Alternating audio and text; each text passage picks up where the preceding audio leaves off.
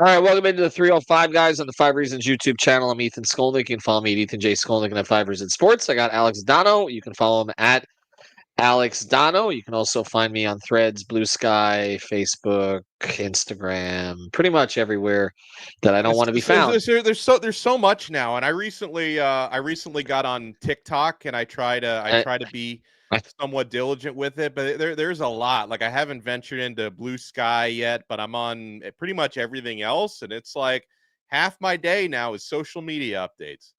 Yeah, it's just notifications. Do you turn them on? Do you turn them off? Then I've got Discord, people reaching me on WhatsApp. The only thing I do not appreciate these days is phone calls. I don't like phone calls. Oh, like I hate them. Oh, right. And there's always a few people in your life that just don't understand. I'd much rather text with you, and they call you. Correct.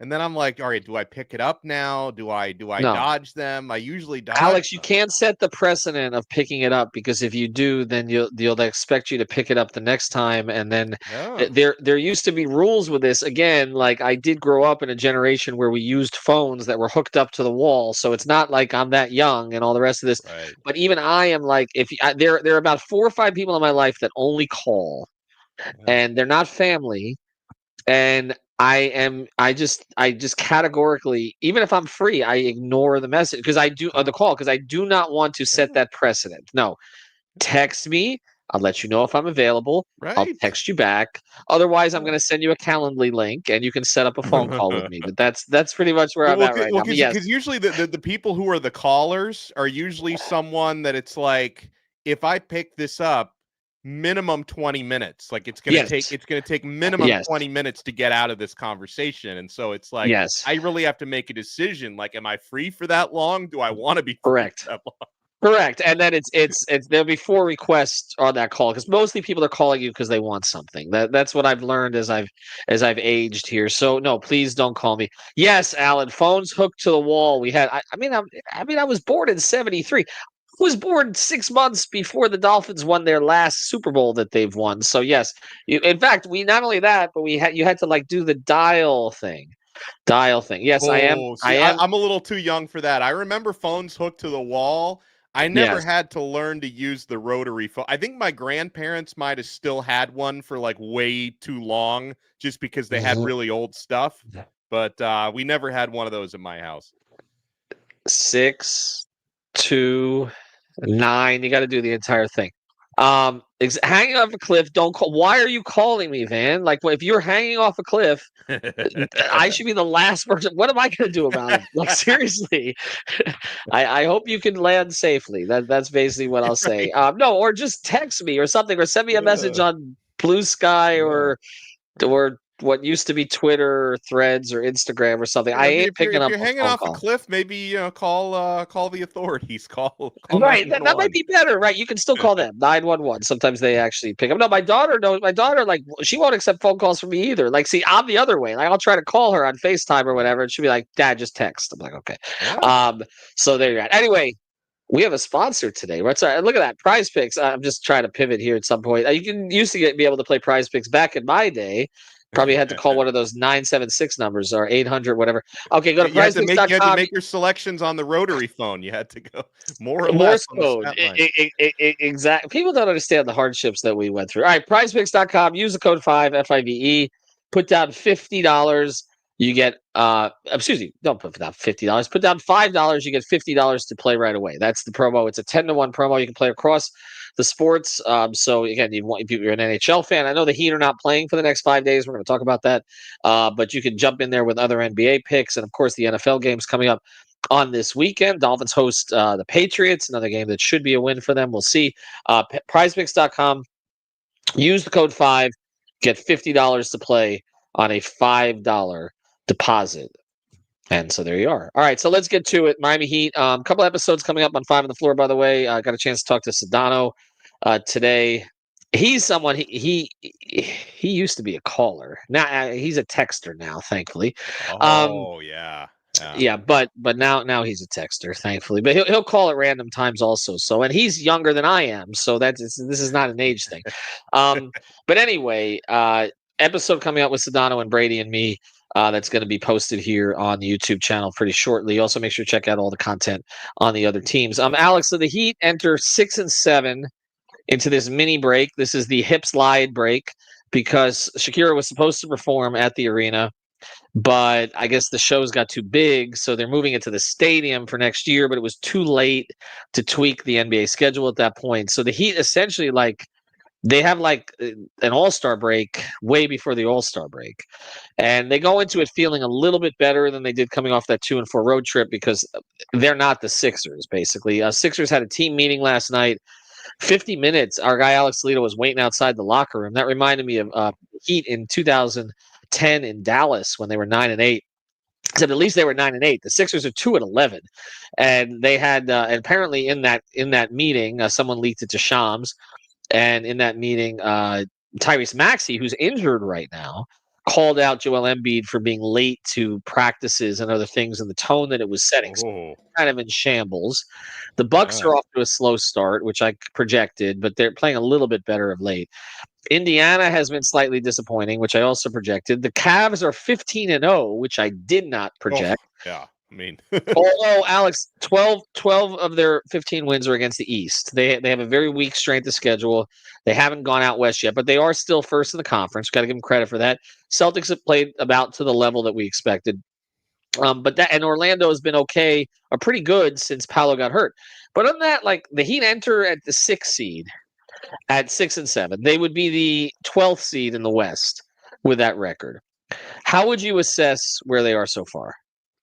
Exactly where I thought that they would be, honestly, which also includes, and part of the reason why they're a game under 500, maybe not a game over, is because Jimmy just missed 4 games, which is another thing that I think we all expected was going to happen at spurts throughout the season. So at 6-7, competitive at times, I was really happy. I know Philly is awful. Like they're when you're having players only meetings, that's the sort of stuff that happens when you're now 2-11 on the season, but I'm happy to see Jimmy come back, and I'm happy to see him score 30 points against his former team and establish himself. And, you have, as usual with Miami, you're going to have some maybe surprising unsung heroes, with the way that Dru Smith stepped up and played. Alec Burks had a nice game, plus 27.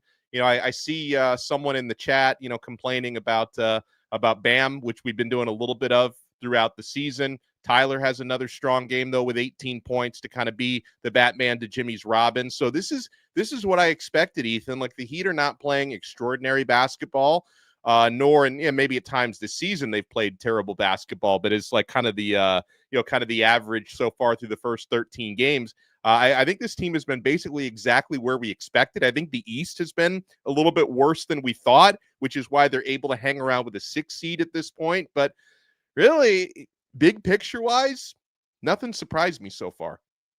Yeah, I mean, I think the one big surprise to the upside has been how well Tyler has acclimated to the role and how consistent he's been. Even when he has a bad half, as he did yesterday, and it looked like he needed to get his legs back a little bit after the road trip. But even if after he has a bad half, then he scored 16 in the third. So, he really hasn't had 2 bad offensive halves in a game yet. Whenever he's played poorly in one, which hasn't been often in the first, then he's played well in the second. I think the thing I would take away from yesterday, and Brady corrected me a little on this, but my concern is, and people are asking about sort of the bromance between Tyler and Jimmy. I have seen them interact a lot this year, more so than I did last year for sure. Even before they came out to that press conference yesterday, they were joking around in the locker room because Tyler was asking if they were the one that were going to go to the podium last night. Obviously, it wasn't going to be Bam after a 5-point performance. In fact, I didn't even see Bam in the locker room. And so those 2 guys were coming out. So we're in the locker room, and Tyler's with Jimmy there. Well, Tyler waited for Jimmy to come in, and Tyler's like, I'm going to wait to do this until – he says, I think Jimmy wants to wait for us to do it together. So that was actually Jimmy's idea. Tyler waited for him to do it. And they were just talking about their kids and what they were going to do with their kids during the break and all this kind of stuff. And then they just came out in sort of good spirits and a good mood. Again, all of that is good. It's better after winning. Obviously, if the team was lost that game yesterday, there might not be kind of that great feeling. But I do think that, the 2 of them, have looked connected this year off the court. The question for me becomes, and I mentioned this on the podcast with Brady and with George, we dug deeper into this. Can they get the two of them playing really well at the same time, in the same half, on the same possessions? And Brady, pushed back that yesterday they ran more actions to get each other free. And that's good. But still, the thing is, it's like Jimmy has a half or Tyler has a half. Like we don't like yesterday was Jimmy in the first, primarily Tyler in the second. There was the Sacramento game was Tyler in the first, Jimmy in the second. That's more so how it's been. And again, it's encouraging that Jimmy can come back, have fresh legs. But we've seen this before too. Jimmy misses a few games, comes back, looks really good in that first game, gets that pop, and then it kind of goes back again. Now he's going to get another long break. Okay. But he's playing a team next Sunday in Dallas that always handles him. Okay. Dallas and Denver, two of the teams that give him a lot of trouble. So we'll see if it carries over. I guess the bigger question is this. They're kind of where I thought they would be. I had them pegged at kind of a mid-40s win team. And I said they get the 3 or 4 seed because I did think the East was a little overrated coming into the season. But with that said, like, again, to what end, Alex? I guess that's the question. Like,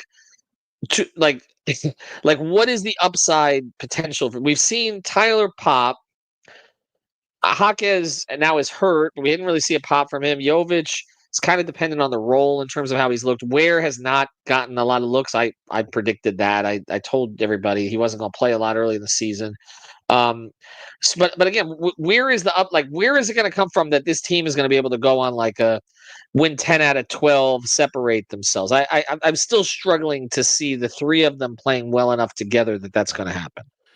Yeah, I think the unfortunate reality is that this current build it's got a low ceiling. Like it's got a high floor, and a lot of that has to do with Spo, with what Jimmy can bring you when he plays, with Bam's defense, and hopefully the offense continues to come along the way that Tyler's playing, and just the foundations that this organization has built. Like the Heat are always going to have a high floor, when you have the current pieces in place for management on down. But this group has a low ceiling. So at a certain point, it's like, I want to keep seeing them play well and hopefully even overachieve, with the players that they have, because again, but I'm always going to be looking down the road. What's the trade or trades Riley can make? What's the free agent they're going to be able to clear cap space for and bring this franchise to another level? Because I'd like to get Jimmy and Tyler, playing, with more synergy together, like you said. But, do you say to what end? I say, what is the upside? Would the upside be maybe getting a 4 seed in the East, maybe winning a playoff series like that? That's kind of it, because I think there is a low ceiling with this team. No, I think you're onto it. I think that, and that's why the question always gets back to, well, when do they pivot, right? And I guess the question on when they pivot seems to mean now, it used to mean, okay, when do they trade Tyler for parts? But now it's kind of means, when do they move Jimmy and reset? And, we were talking with Donno about the teams out there in the Western Conference. There are 11 teams within 4 games of each other, all of which are over 500 right now. That's a good question, Ben. We'll get to that in a second. Great.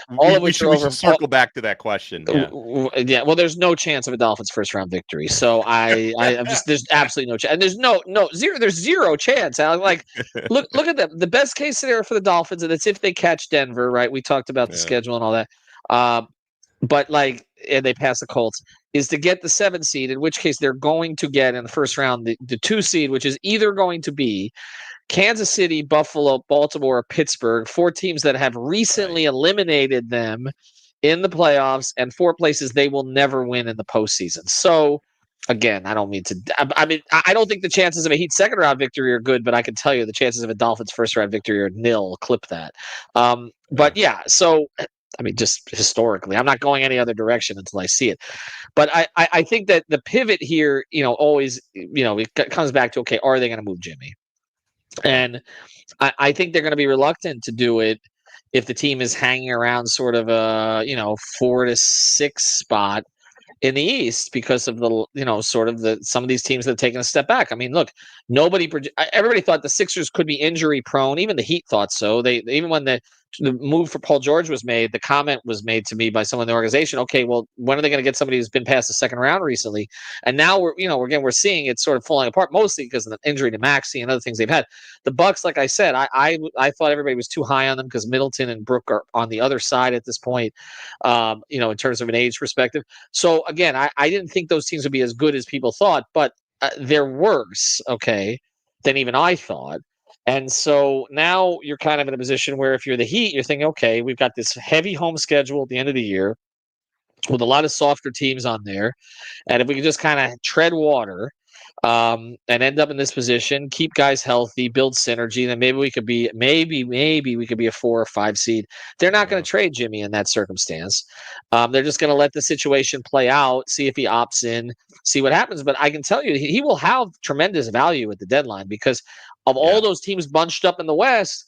If you're a Houston, if you're a Golden State, if you're a Memphis, you look at it like, okay, get that guy to carry us over the edge in the playoffs. That's something to look at. I guess, Alex, if I was to say to you right now, if they were to trade Jimmy this year and pivot around Bam, and we've seen Bam be very inconsistent, that's putting it kindly, offensively so far.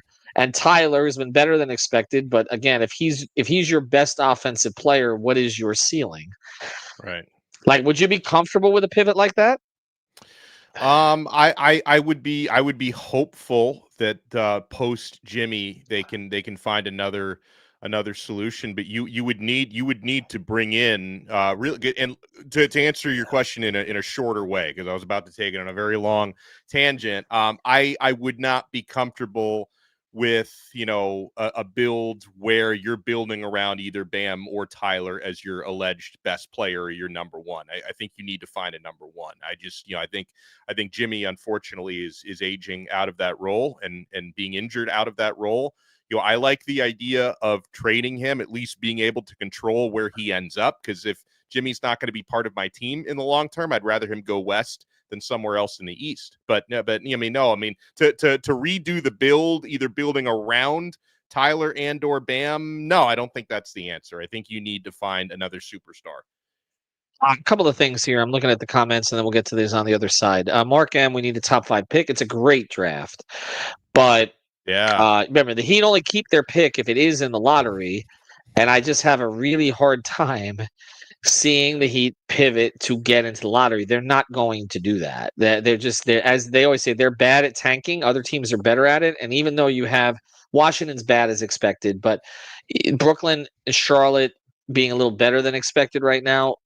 But with Toronto, you're not going to be bad enough to get behind those teams. They can't pivot to suck. It's just not in their nature. It's not what Spo's going to do. I know people will talk about the 15 and 67 season and 07-08. They did not go into that season intending to do that.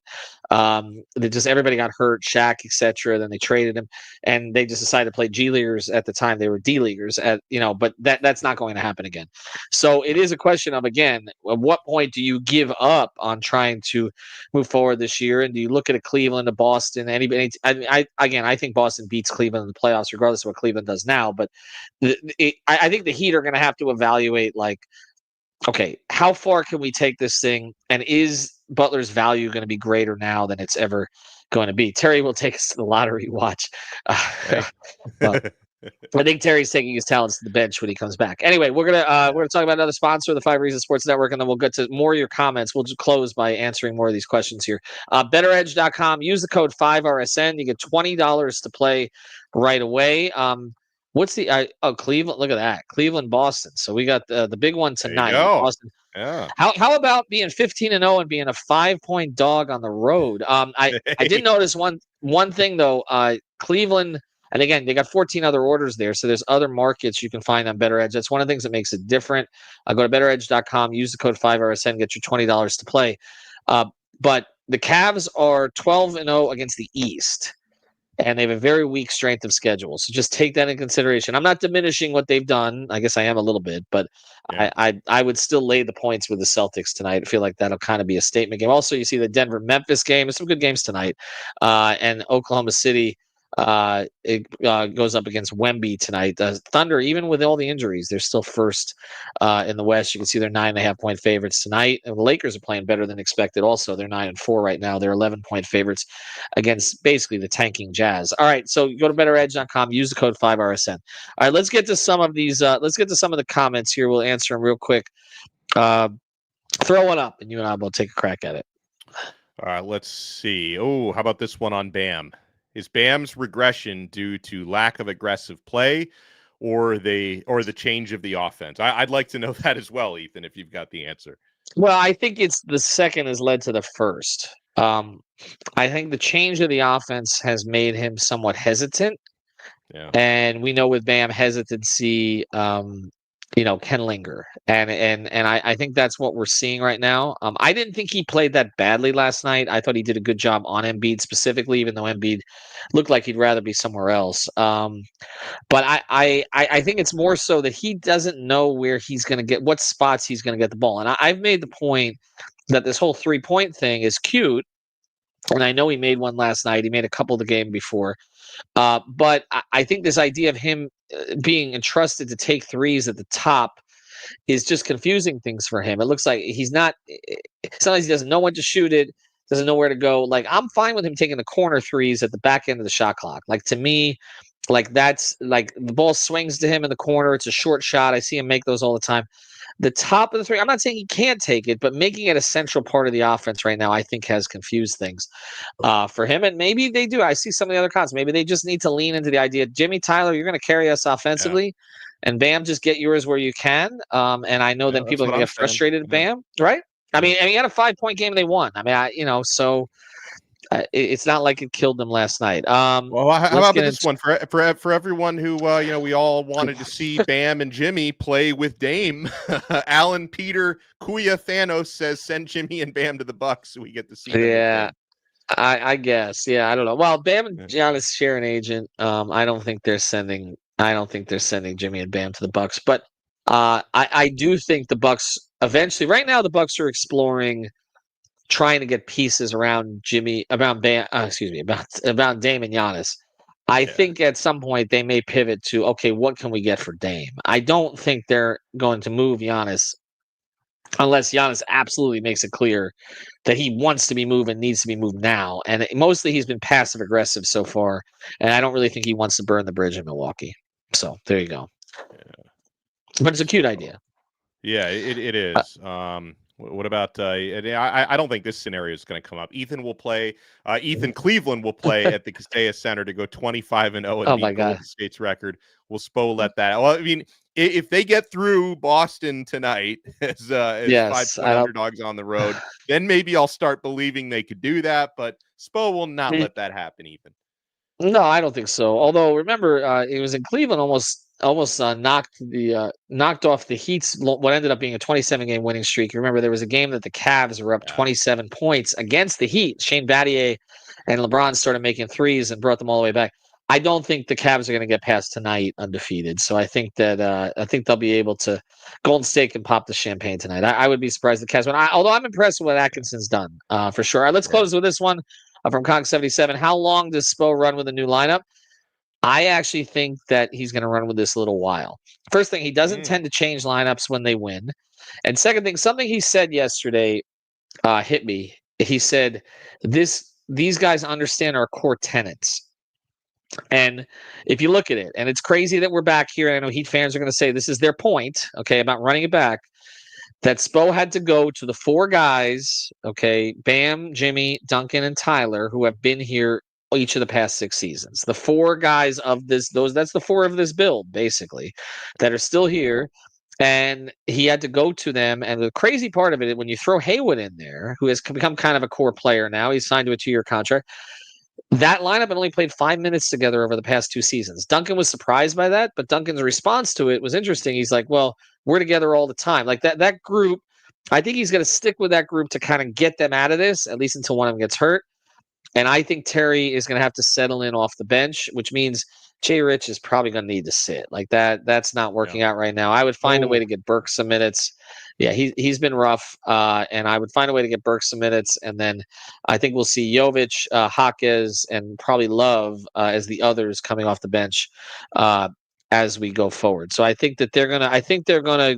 Like I said, like McMahon says, go down with a 4. I think that's going to be the core. He's going to let Duncan, Tyler.